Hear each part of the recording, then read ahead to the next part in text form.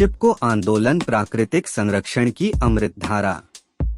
समय की गति के साथ मानवता ने अपने प्राकृतिक संसाधनों का अत्यधिक उपयोग करते हुए अनगिनत पर्यावरण संकटों का सामना किया है। इसके बीच चिपको आंदोलन नामक एक बहुत ही महत्वपूर्ण घटना आई, जिसने हमें यह सिखाया कि हमें प्रकृति के साथ समर्पित रहना आवश्यक है और हमें अपने पर्यावरण की सुरक्षा के लिए आगे आना चाहिए। यह कहानी एक ऐसी महिला की है जिसने चिपको आंदोलन के माध्यम से अपने गांव के पेड़ों की रक्षा करने के लिए आगे बढ़ा और एक समृद्धि और सुरक्षितता की ओर एक महत्वपूर्ण कदम बढ़ाया। कहानी का केंद्रीय पात्र गौरा देवी थी, जो एक सामान्य गांव की रहने वाली एक सामान्य महिला थी। उसके गांव की आर्थिक स्थिति ठीक नहीं थी, लेकिन उसमें विशेष बात यह थी कि वह अपने पर्यावरण के प्रति संवेदनशील थी और उसे बचाने के लिए कुछ करना चाहती थी। गौरा देवी एक छोटे से गांव में रहती थी, जहां के लोग मुख्य रूप से कृषि और अन्य पहाड़ी क्षेत्रों में जुटे थे। गांव की आर्थिक स्थिति कुछ सालों से बिगड़ गई थी और लोगों को रोजगार की कमी हो रही थी।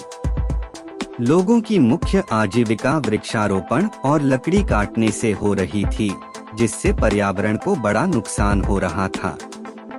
गौरा देवी को इस समस्या का आभास था और उसने यह समझा कि अगर वह और उसके समुदाय के लोग मिलकर कुछ नहीं करेंगे तो उनका गांव और उसकी पीढ़ियां भविष्य में बहुत ही कठिनाइयों का सामना करेंगी। एक दिन गांव में एक विदेशी कंपनी आई और उसने गांव के कई पेड़ों की कटाई कर दी। इससे गौरा देवी का हृदय झटका लगा और उसने समझा कि यह केवल उसके गांव की नहीं बल्कि पूरे पृथ्वी की समस्या है। गौरा देवी ने गांव के अन्य लोगों से मिलकर एक संगठन बनाया जिसका नाम रखा गया प्राकृतिक संरक्षण समिति। इस समिति का मुख्य उद्देश्य गांव के पेड़ों की रक्षा करना और उनके कटाई को रोकना था। गौरा देवी और उसके समिति के सदस्यों ने मिलकर कंपनी के खिलाफ संघर्ष करने का निर्णय किया। उन्होंने गांव के बचे हुए पेड़ों के चारों ओर अपने आत्मरक्षा के लिए एक हुंडी बनाई और उसे पेड़ों की रक्षा के लिए खड़ा किया। कंपनी के लोगों ने समझाया कि वे इसे अवैध तरीके से बनाया हुआ देखकर उसे हटा देंगे, लेकिन गौरा देवी और उसके समृद्धि भरे समिति के सदस्यों ने उन्हें रोक लिया।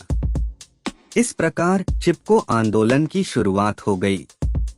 चिपको आंदोलन ने बहुत सारे लोगों को मिलकर एक समृद्धि और सुरक्षितता के लिए समर्थन करने का मौका दिया। गांव वालों ने समझा कि उनके पेड़ों की सुरक्षा करना ही उनके भविष्य की सुरक्षा है और इसलिए उन्होंने भी चिपको आंदोलन में शामिल हो लिया। समृद्धि भरे चिपको आंदोलन के कारण कंपनी ने अपनी कटाई को रोकने का निर्णय किया।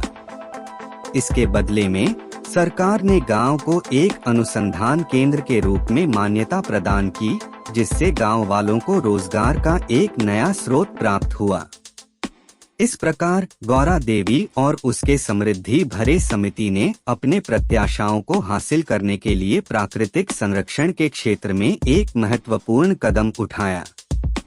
चिपको आंदोलन ने सिखाया कि जब लोग मिलकर सहयोग करते हैं तो उन्हें किसी भी मुश्किल का सामना करना आसान हो जाता है और वे अपने प्राकृतिक संसाधनों का सुरक्षित रख सकते हैं। चिपको आंदोलन की यह कहानी हमें यह बताती है कि हमें अपने पर्यावरण की सुरक्षा के लिए अब वक्त आ गया है। अगर हम सभी मिलकर एक साथ काम करें तो हम अपनी पृथ्वी को स्वस्थ और हरित बना सकते हैं और आने वाली पीढ़ियों को एक सुरक्षित और समृद्धिशील भविष्य प्रदान कर सकते हैं। इस कहानी को अच्छी लगे तो सब्सक्राइब, लाइक और शेयर करें। धन्यवाद।